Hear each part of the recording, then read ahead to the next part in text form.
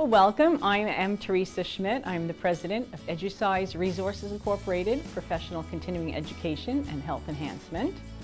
And at Educise, we provide professional continuing education resources and hands-on training.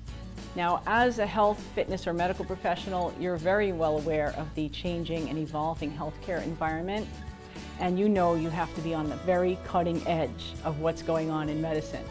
At Educise, we provide the functionally based outcome resources for you to incorporate to build your skills, to advance your knowledge and expertise in the field.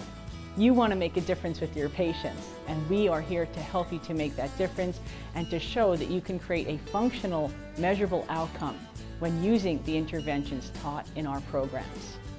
I've been a physical therapist for over 30 years, as well as a professor, massage therapist, and integrative healthcare practitioner.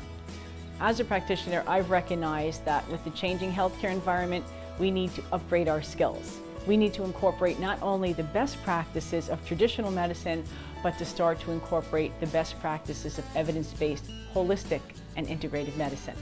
At Educise, we provide you the education to begin to get the best of both worlds, East and West, including the evidence-based research.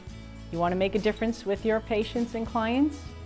Check out some of our programs at www.educise.com.